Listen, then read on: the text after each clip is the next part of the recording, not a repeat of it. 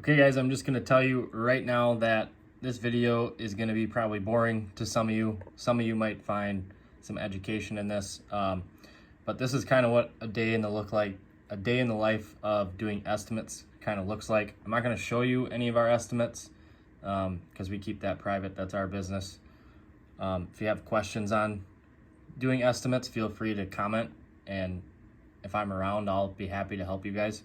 But if you're not using the software, use the software. It just helps you stay organizing. We use Jobber. It's not a sponsor, but Jobber's pretty great. You can put all your client information in here, and it's super easy to send quotes, schedule jobs, and then send invoices, and then also even follow up for a review. So look into that if you're not using that. And again, this is day 4 of American Dirt Days, 10 videos, 10 days in a row. And some of you might find this one kind of boring. All I'm doing is estimating jobs, but I want to show you guys everything, all the ins and outs of our business, the good, the bad, and the ugly. So here we go. Welcome back. You guys saw us on this project. We dug the basement. Now it is time to do some backfill, which, I don't know, things are a little out of order, it seems. So we didn't have really any coordination, and half the house is built. So this is gonna be fun, huh, Evan? Yeah. We have to backfill the inside of this house. Never got a call saying, hey, we're ready. You guys will come back. Just start building the house. Mini skid, crawling through the patio door. Heck, I might be able to bring them 289 right through there. I don't know about that. So this here, backfill will likely be a change order because it's out of order. And it requires specialized equipment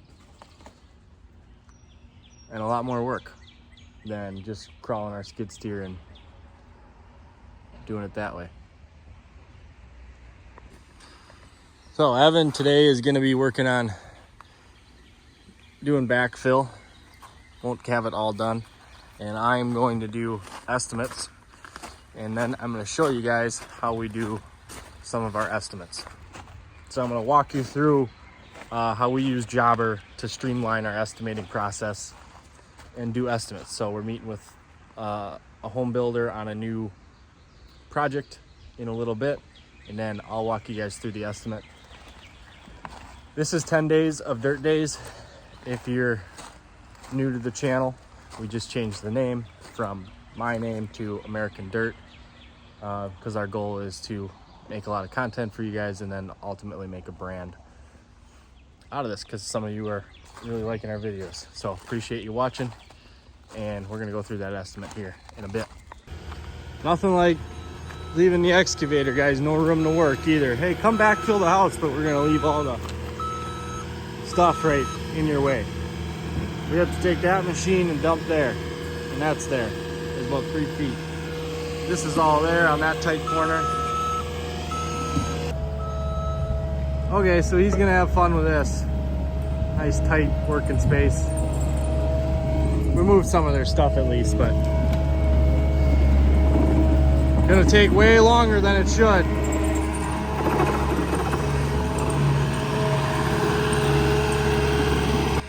Cool looking house though. It's gonna be nice. We have a ton of backfill that's gotta come on this property.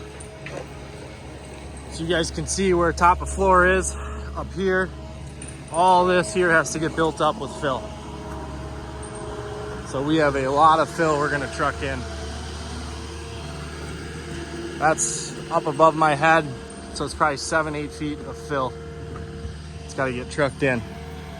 So this project will be continued. You guys will follow this one all the way from start to finish because we were here, we dug the basement, and then we're going to do all the backfill and driveway on it still. So stay tuned. We'll get you updated on this project. Okay, so let me give you guys a little insight into estimating. So a lot of estimating we try to do without site visits. For our really good contractors that we are doing business with that bring us a lot of business and a lot of repeat business, where we more so do site visits for them. But we have our systems in place to where we can do most estimates without a site visit with very little information, and then just doing a lot of math on our part. But for this particular job here, this one's really local, so it's very easy to go to and do an estimate, and it's also for one of our contractors that we serve. So I believe it's a barn dominium build.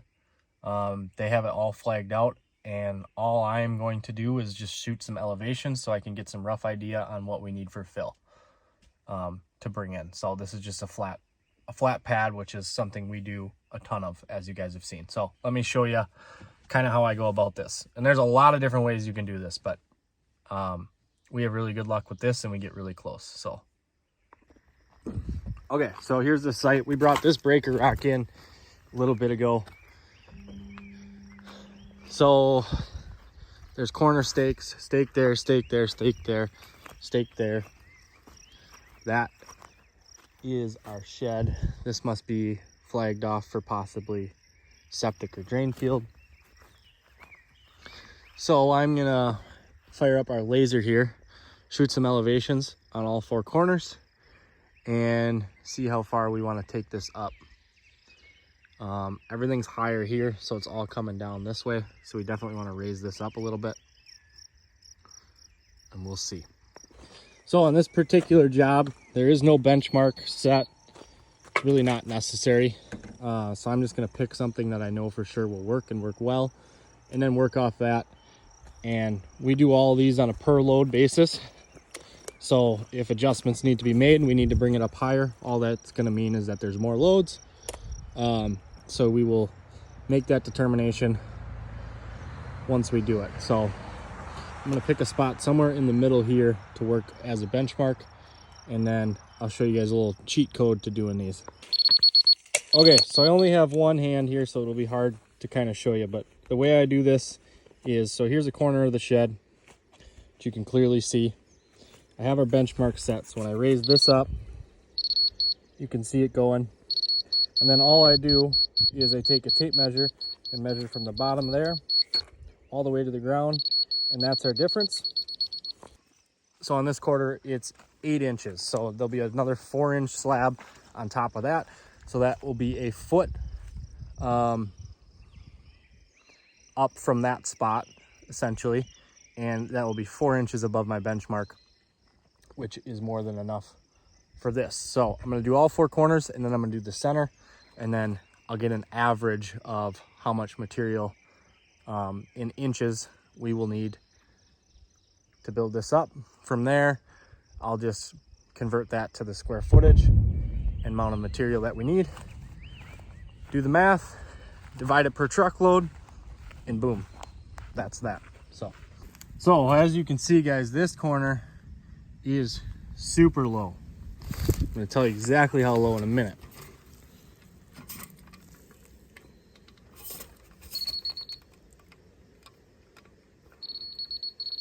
That's gonna be 3-4 feet low. Then it looks like there's a bunch of trees marked with X's. I'm assuming that means those will be taken out. So I will have to call and check and see if we're taking those out or if someone else is taking those out. But you can see, guys, it drops off big time that way.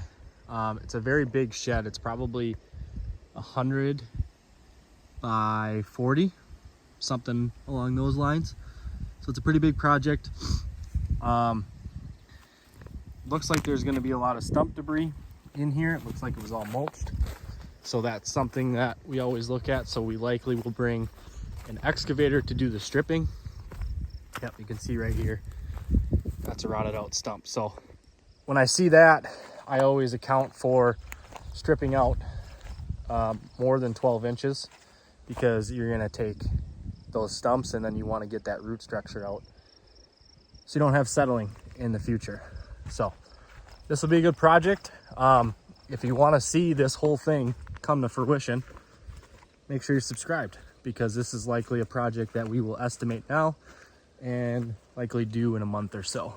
So on to the next estimate.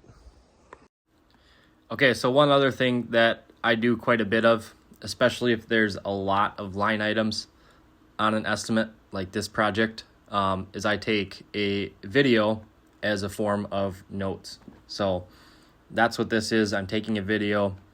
I'm explaining what the job is going to be. That way, when I get back to my computer, I can pull the video up and then I make sure that I don't miss anything. So on this particular project, there's some tree work. All these trees in the front yard are getting removed, taken down, hauled out. The stumps are getting ground. We are then demoing the mobile home, and then there's foundation work for a new home build on this project. So another trick for you guys that you can all do is just take a video, then you have it, and you can go back and visit it while you're writing up the estimate. Okay, so here are the final steps. I did 2 other estimates this day, so a total of 4 estimates. It turned into a really long day, a lot of time in the truck, but so here's how we build out a quote. We go into Jobber, we click on quotes. From here, you put the job title and then you put the client. I'm gonna leave all that information off for video purposes, obviously. And then down here is how we build the quote. So I typically go in order of how we will do the job. So equipment delivery, site prep, which would include stump pulling, stripping topsoil, proof rolling. This is the estimate for that large barn dominium build. Then we would have house pad excavation, trucking and materials, topsoil and delivery. On this estimate, it will actually be on this estimate, it'll be optional. And then final grade, which will also be optional. But I will list what it's gonna cost so that they know ahead of time with what they decide.